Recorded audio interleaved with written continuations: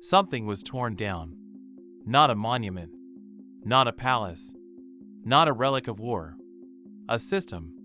A specific, functional, carefully engineered system built into the walls of hospitals across every continent. And between 1880 and 1910, in a window so narrow it barely fits inside a single generation, it was gone. Demolished, melted, scattered into archives that were never digitized. Nobody debated it. Nobody documented the decision. It just stopped. And I need to tell you what I found when I started asking why. Here's what we're told. Before 1900, hospitals were primitive, dangerous, overcrowded wards where the poor went to die. As medicine advanced, germ theory, surgical technique, pharmaceutical precision, those old buildings were naturally replaced. Progress swept them away. That's the story. Clean, logical, comfortable. Except it doesn't hold up. If these were simply inferior buildings, their replacement would have been gradual, messy, regional. Some cities would adapt older structures. Some would renovate. A few would demolish and rebuild. You'd see variation, the natural pattern of how progress actually moves through human civilization. That's not what happened. What happened was simultaneous, synchronized, eerily uniform across competing political systems, across oceans, across languages, constitutional monarchies and republics, colonial administrations and emerging democracies. All of them on roughly the same schedule, tearing down the same category of building and replacing it with something architecturally and philosophically opposite. That's not progress. That's a decision. Let me describe what was actually lost, because the official history sanitizes this part. The pre-1900 hospital was not a modest stone building. It was, in many documented cases, a serious architectural achievement. High vaulted ceilings, wide interior courtyards designed to manipulate airflow, acoustically engineered interiors, and almost universally bells. Not bells attached to a nearby chapel, not administrative bells in a separate tower. Bells built directly into the medical complex, into the healing wards themselves. Paris, London, Vienna, Edinburgh, New Orleans, Porto, Cape Town, Macau. The pattern repeats across every city where Western infrastructure had established itself by the mid-1800s. Hotel-Dieu in Paris, founded in the 7th century according to official records, rebuilt in its 19th century form as a cathedral-scale complex with arched corridors, soaring interior chambers, and a bell tower integrated directly into the treatment wards. Demolished and rebuilt in 1878. The original structure gone. The old Bethlehem Royal Hospital in London, so architecturally ambitious that visitors traveled from across Europe simply to walk its halls. Relocated, rebuilt. Original structure repurposed beyond recognition. Edinburgh Royal, Pennsylvania Hospital in Philadelphia, Groote in Cape Town. The same pattern, again and again, with what I can only describe as unsettling precision. These were not clinics. They were not modest. They were over-engineered, far beyond what you'd expect for buildings that, according to official history, existed merely to warehouse the sick. So the question I couldn't stop asking was, what were they actually built for? This is where it gets strange.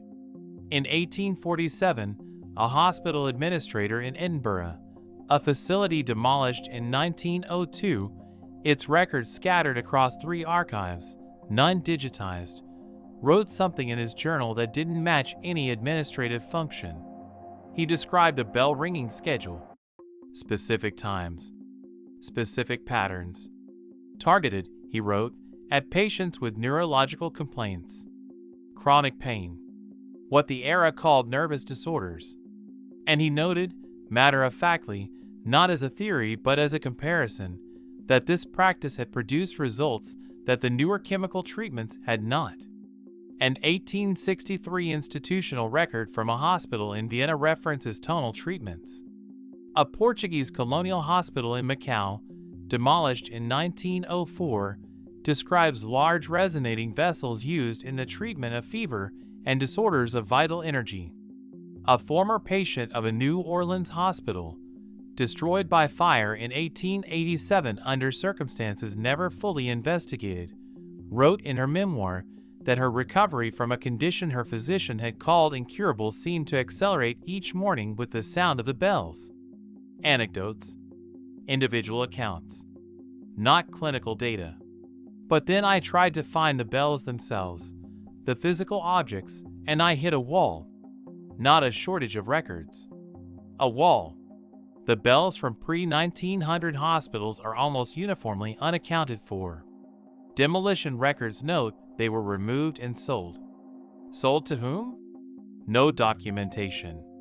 Others were melted in coordinated waves. First during the demolitions themselves. Then again during the World Wars, when citizens across Britain, France, Belgium, and the United States were encouraged, sometimes legally compelled, to surrender metal for the war effort. Large, low-frequency resonant bells were specifically targeted. The official framing, wartime resource necessity. But consider the timing. By the 1910s, most pre-1900 medical institutions were already gone, their bells already removed. What was being collected in those wartime scrap drives were the surviving ones, the bells still hanging in civic buildings, in municipal towers, in the shells of institutions that had used them for purposes no one on record seemed willing to name. Here's what researchers studying acoustic therapy have found, and I want to be careful here because I'm not making a medical claim. What they've found is that the tonal range of pre-industrial large bells corresponds closely to frequencies currently being studied in experimental sound therapy. Low, sustained, harmonically complex tones, roughly 40 to 200 Hz. Frequencies that appear to have measurable biological effects. Nobody in mainstream medical history seems curious about this alignment. Nobody is asking why the buildings designed to heal happen to be acoustically tuned to frequencies that biology appears to respond to. That absence of curiosity is its own kind of answer.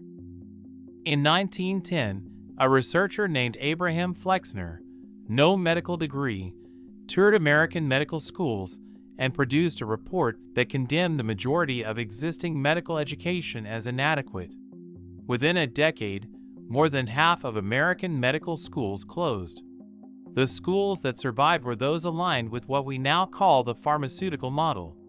Treatment through chemical intervention. Diagnosis through measurable biological markers. Standardized protocols. Institutional licensing. The schools that closed were disproportionately teaching botanical medicine, homeopathy, hydrotherapy, and electrotherapy. The institutions that funded the Flexner Report were the same institutions funding the lobbying for new licensing laws, the publication of the report, and the early pharmaceutical companies that would supply the newly standardized treatments. This is documented. This is not speculation. What I notice, and what doesn't make the textbooks, is that every practice displaced in this period shared one particular quality. They were difficult to monopolize. A remedy grown in a garden, a water treatment in a bath, a frequency applied through a resonating instrument. You cannot patent those things. You cannot build a commercial infrastructure around them the way you can around a compound synthesized in a laboratory. The question I keep returning to, was this a scientific revolution or an economic reorganization wearing science as its justification? There's one more layer, the most uncomfortable one. Some of the buildings demolished in that 1880 to 1910 window have no construction records. Operating records exist, patient intake logs, staff rosters, supply invoices, but no founding documents, no architectural plans, no record of when or by whom they were built. They simply appear in city records, fully operational. The earliest photographs of some of these structures show them already worn, already settled into the earth, already aged in ways inconsistent with their supposed construction dates. I'm not telling you what this means. I genuinely don't know what it means. But I know that the buildings torn down in that narrow window were in many cases not merely old. They were anomalously old. And they contained systems, acoustic systems, resonant architecture, engineered frequency environments that appear in no medical textbook from any period, which raises a possibility I cannot confirm but cannot dismiss. What if these buildings were not built by the civilization that demolished them? What if they were inherited, used, imperfectly understood, and then, when a new system needed to establish itself without competition, eliminated?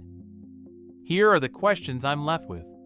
Why did the global replacement of medical infrastructure happen without a single documented debate? Why does the record simply stop and restart differently, with no argument separating the two traditions? Why were the bells specifically targeted twice? Why does the demolition window appear on every continent, in every political system, in every language, inside the same 30 years? Who had the reach to make that happen? And why has no historian made that coordination the subject of serious study? Once you start pulling on this thread, you keep arriving at the same place. The same window of time. The same category of erasure. The same silence where the documentation should be. The old hospitals are gone. The bells were melted. The practices they housed went undocumented. The question isn't what was lost, or even when. The question is why someone needed it gone.